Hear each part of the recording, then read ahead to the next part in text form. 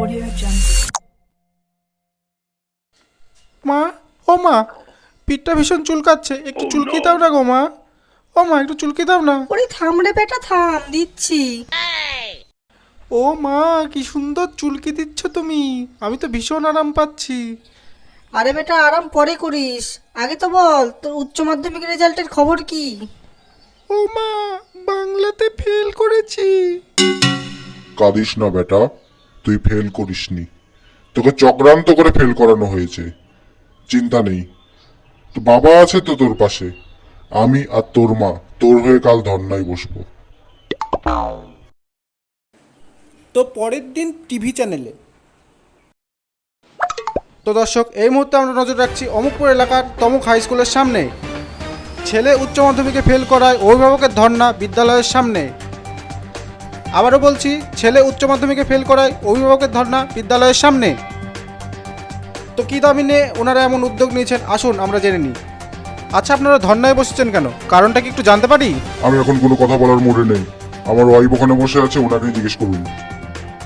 দিদি, বিদ্যালয়ের সামনে আপনাদের ধর্নায় বসার কারণটা কি একটু জানতে পারি? এই তো আপনাদের দোষ দাদা, খবরের শুরুতেই তো প্রচার করলেন কারণটা, তারপরে আমাকে জিজ্ঞাসা করছেন। আচ্ছা, কিছু মনে করবেন না, এর পিছনে আপনার দাবিটা কি আছে একটু বলবেন? আসলে আমার ছেলেকে বাংলাতে চক্রান্ত করে ফেল করানো হয়েছে।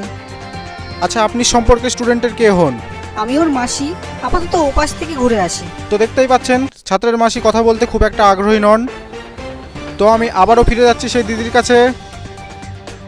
তো ছেলেকে চক্রান্ত করে ফেল করানো হয়েছে, এমনটা কেন আপনার মনে হচ্ছে একটু বলবেন? তো দেখতেই পাচ্ছেন, ধর্নারত অবস্থায় দিদি ক্লান্ত হয়ে ঘুমিয়ে পড়েছেন। তো দিদিকে সাইডে রেখে জিজ্ঞাসাবাদের জন্য আবারও এগিয়ে যাচ্ছি পড়ুয়ার বাবার কাছে। তো ছেলেকে বাংলাতে চক্রান্ত করে ফেল করানো হয়েছে, এমনটা কেন আপনাদের মনে হচ্ছে একটু বলবেন? সত্যি কথা বলতে, ছেলের হোয়াটসঅ্যাপ চেক করে যা দেখেছি, ও যে মেসেজগুলো টাইপ করে সেগুলো খাঁটি বাংলা ভাষায় টাইপ করে, বাকিদের মতন হাই, হ্যালো, বাই এই সমস্ত ইংরেজি শব্দ ব্যবহার করে না। আর তাছাড়াও আমার ছেলে বাংলা খেতে অভ্যস্ত, বাঙালি খাবার দাবার খেতে অভ্যস্ত। তো এমন ছেলে কিভাবে বাংলায় ফেল করতে পারে আপনিই বলুন। তো এই ধর্নার ক্ষেত্রে আপনার দাবিটা কি একটু বলবেন? ছেলেকে বাংলা বিষয়টিতে পাশ করানো চাই, এটুকুই আমার দাবি। আচ্ছা, ছেলে কি বাড়িতে ঠিকঠাক পড়াশোনা করে, এ বিষয়ে কি কিছু লক্ষ্য করেছেন? ঠিকই তো, এটা তো আমি খতিয়ে দেখিনি।